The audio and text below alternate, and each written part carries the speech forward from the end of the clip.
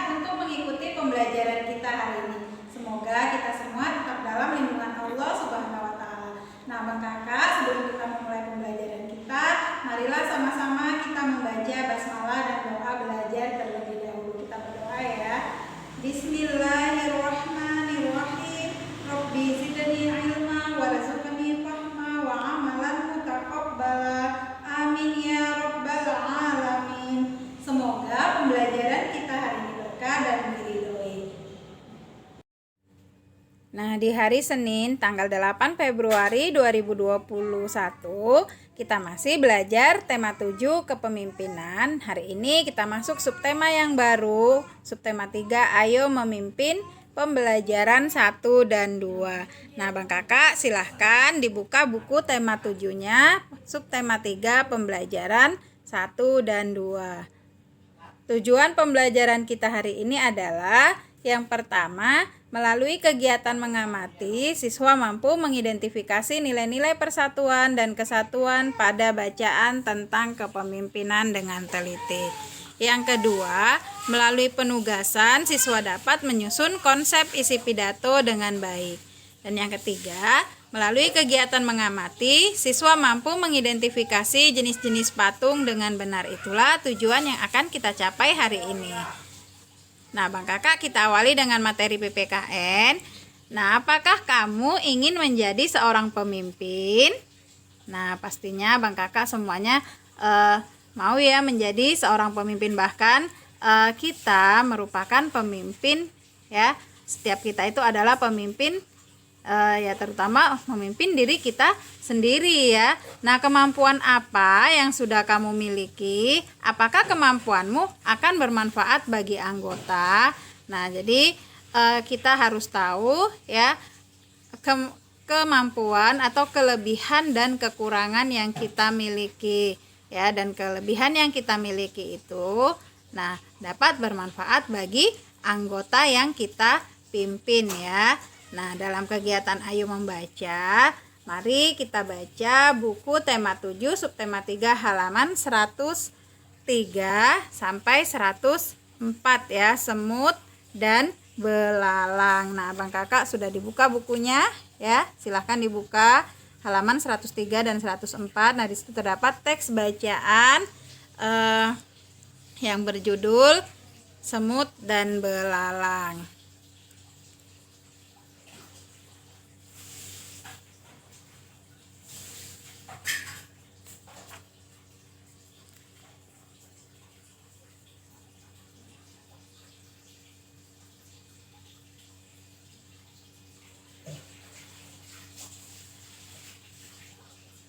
Iya, oke. Nah, Bang Kakak ya sudah dibaca tadi teksnya tentang semut dan belalang. Nah, di sini kita dapat ketahui ya, seorang pemimpin harus tahu kelebihan dan kekurangan dirinya. Nah, semut mencontohkan kondisi dirinya yang tidak bisa bekerja di musim dingin.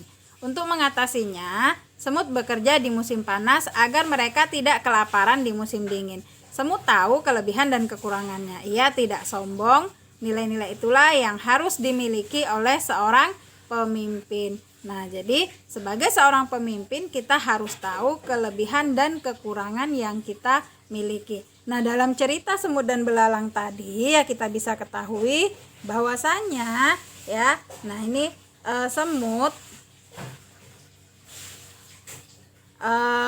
merupakan hewan ya yang ini ya koloni yang dia mengetahui ya kelebihan dan kekurangan dirinya. Jadi pada saat musim panas ya atau musim kemarau, nah semut itu sudah mempersiapkan bahan makanan ya untuk ini ya musim dingin nantinya. Karena pada musim dingin atau musim hujan, nah itu semut dia tidak bisa bekerja ya, sehingga pada saat musim dingin atau musim hujan, nah semut itu sudah memiliki persediaan makanan yang sudah dia stok atau sudah dia persiapkan saat musim panas. Nah, itu berkebalikan dengan belalang ya. Nah, belalang dia bersantai saja ya, menikmatin ini ya matahari, teriknya matahari dan menikmati makanan yang berlimpah. Nah, dia tidak memikirkan ya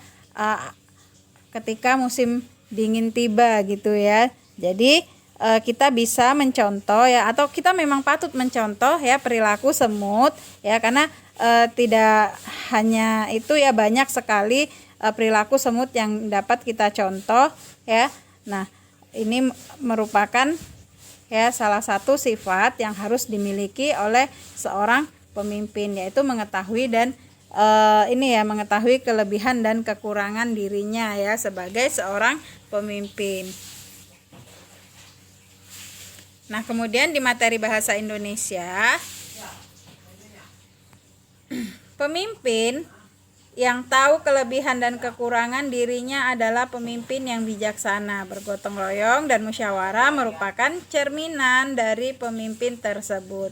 Nah, pemimpin yang bijaksana merupakan pemimpin yang amanah ya. Nah, tidak hanya mengetahui kelebihan dan kekurangannya saja. Nah, seorang pemimpin juga ya harus bijaksana ya, dan amanah ya. Nah, sekarang kita baca teks yang ada di buku halaman Abang Kakak ini di halaman 107 ya. Halaman 107 sampai dengan 108 ya, yang berjudul Sejahtera Bersama Koperasi ya. Nah, silahkan dibuka bukunya di halaman 107 dan 108.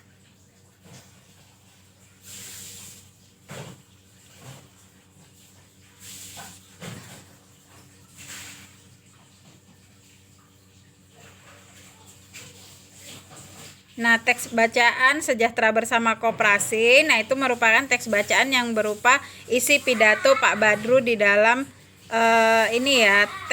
isi pidato Pak Badru ya. Nah, mengenai koperasi yang ada di sekolahnya ya. Nah, jadi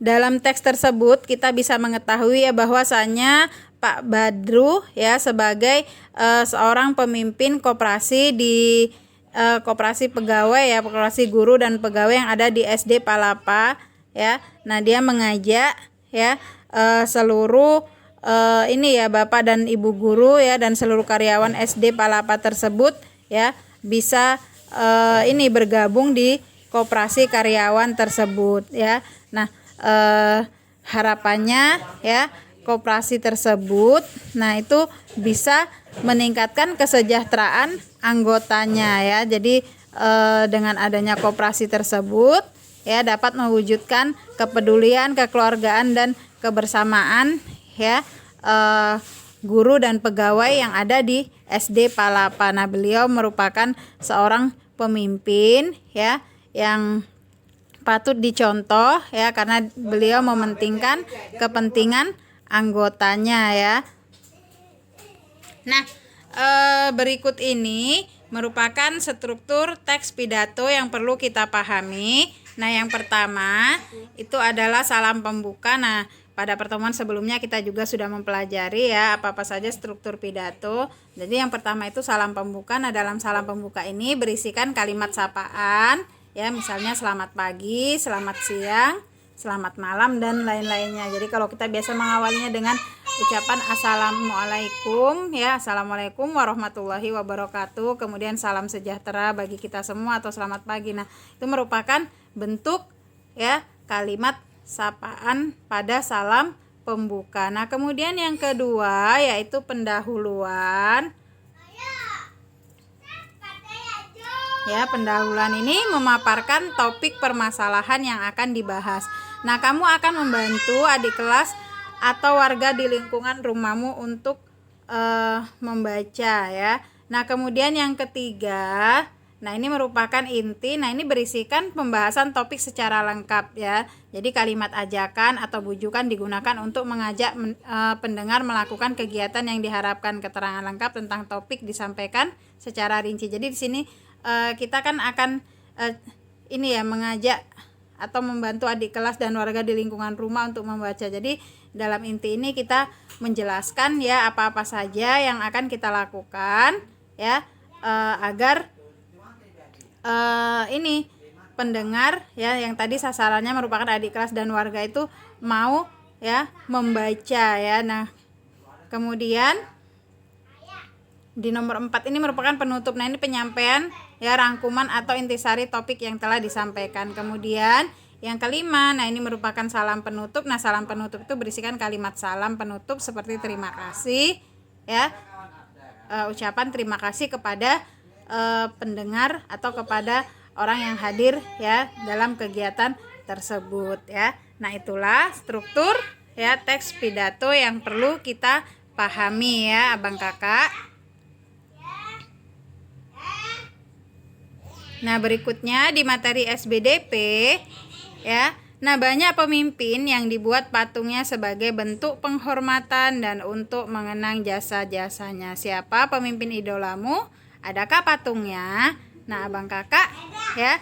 Nah, kita mengenal ya banyak pemimpin yang dibuat patungnya sebagai bentuk penghormatan dan untuk mengenang jasa-jasanya. Contohnya saja patung Soekarno-Hatta, kemudian ada patung Jenderal Sudirman ya. Nah, yang merupakan patung Jenderal Sudirman yang merupakan tokoh ya atau pemimpin dalam pertempuran Ambarawa ya. Nah, berikut ini, nah ini ada contoh patung yaitu patung proklamator ya, yaitu Insinyur Soekarno dan Muhammad Hatta ya. Nah, patung Soekarno-Hatta ini merupakan ikon ya, merupakan ikon dari bandara internasional ya, yaitu Bandara Soekarno-Hatta ya. Nah, jadi patung Soekarno-Hatta ini terdapat ya di gerbang Bandara Internasional Soekarno-Hatta di Kota Tangerang, Banten ya. Jadi patung ini dirancang oleh seorang pematung yang bernama Sunario ya dari ITB Bandung. Nah, yang sebelumnya juga telah membuat patung Jenderal Sudirman ya. Jadi yang membuat patung Jenderal Sudirman dengan patung Soekarno-Hatta ini merupakan orang yang sama ya. Nah, jadi patung Soekarno-Hatta ini terbuat dari bahan perunggu. Nah, jadi ini merupakan ikon dari Bandara Internasional Soekarno-Hatta ya abang kakak, yang terdapat di Kota Tangerang, Banten ya. Nah, berikutnya, nah ini merupakan patung patung si Gale-Gale. Nah, abang kakak pastinya tahu ya patung si Gale-Gale itu. Patung si Gale-Gale ini merupakan ya patung yang terdapat di Pulau Samosir ya. Jadi abang kakak yang pernah berkunjung ke Tomo ya di Pulau Samosir ya pastinya sudah pernah melihat patung si Gale-Gale yang dapat menari. Nah, patung si Gale-Gale ini ya merupakan patung yang dibuat ya untuk ini mengenang ya seorang putra ya raja di daerah Samosir yang bernama Manggale ya. Putra yang bernama Manggale tersebut, nah putra Manggale ini ya pernah berperang ya untuk melawan musuh. Nah, namun ia tidak pernah kembali gitu ya, dan jasadnya juga tidak pernah ditemukan. Jadi raja sangat sedih hingga jatuh sakit. Nah, masyarakat setempat ya untuk menghibur raja tersebut, maka rakyat setempat itu membuat sebuah patung yang menyerupai Manggale dan dinamakan ya, diberi nama si Gale-Gale. Nah, Gale ini dalam bahasa Batak artinya lemas ya. Jadi pada waktu itu, nah untuk menghibur raja ya, patung tersebut bisa menari ya dan bergerak-gerak sendiri seperti orang menari, yaitu dengan cara ya pada waktu itu dukun memanggil roh Manggale ya, yang kemudian masuk ke dalam patung tersebut sehingga patung tersebut dapat bergerak-gerak seperti orang yang menari. Namun pada saat ini apabila kita berkunjung ke Tomok ya, ke Pulau Samosir, nah patung tersebut bergerak tapi tidak lagi digerakkan oleh roh ya, tetapi itu digerakkan dengan penggerak mekanis ya. Nah, itulah tadi ya mengenai patung ya. Masih banyak lagi ya contoh-contoh patung yang ada di Indonesia ya abang kakak. Nah sekarang kita akan mempelajari apa sih pengertian patung itu. Nah, patung adalah cabang seni rupa yang hasil karyanya berwujud 3 dimensi.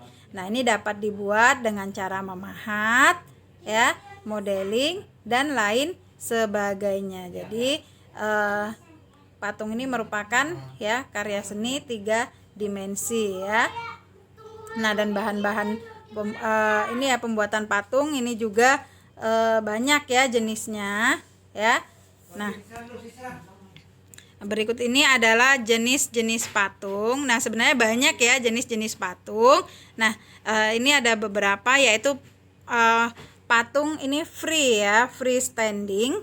Nah, artinya patung freestanding ini adalah patung yang yang menampilkan ya, tampilannya itu dari mulai kaki sampai kepala ya. Jadi dari atas kepala sampai ujung kaki. Jadi dia utuh ya, merupakan patung utuh ya, patung manusia yang utuh gitu ya. Itu disebut dengan patung freestanding ya.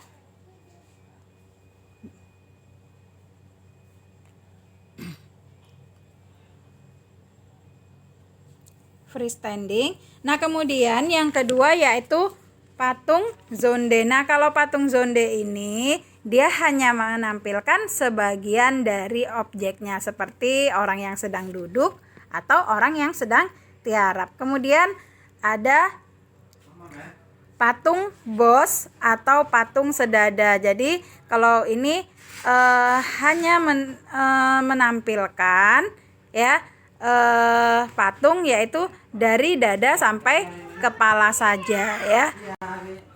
Nah, yang kemudian itu adalah patung tarso. Nah, patung tarso ini hanya menampilkan sebagian badan saja ya.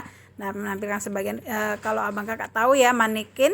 Nah, ini misalnya dia hanya menampilkan bagian dari pinggang sampai leher saja ya. Jadi tidak keseluruhan ini ya, tidak keseluruhan objeknya ditampilkan, tapi hanya sebagian saja. Itulah yang dimaksud dengan patung tarso ya abang kakak. Nah, itulah materi kita hari ini ya.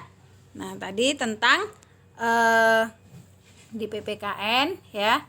Nah, sikap-sikap ya seorang pemimpin ya. Nah, sebagai seorang pemimpin kita harus mengetahui kelebihan dan kekurangan kita. Kemudian kita harus bijaksana dan amanah. Kemudian di bahasa Indonesia tadi kita mempelajari tentang pidato. Nah, kemudian di SBDP kita mempelajari tentang patung ya. Nah, sekarang latihan untuk abang kakak ya. Nah, ini latihan PPKN ya, isilah ya kegiatan refleksi berikut ini.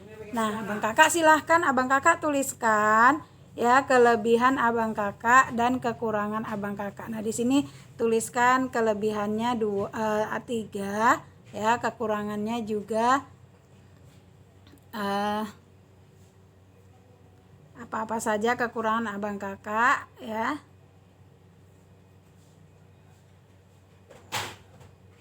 Nah, kelebihan ini bisa kelebihan dalam belajar ya, dalam sikap. Nah, begitu juga kekurangannya juga ya. Nah, kemudian apa yang akan abang kakak lakukan dengan kelebihan dan kekurangan tersebut. Jadi ini mengisinya sesuai dengan diri kita sendiri ya abang kakak ya.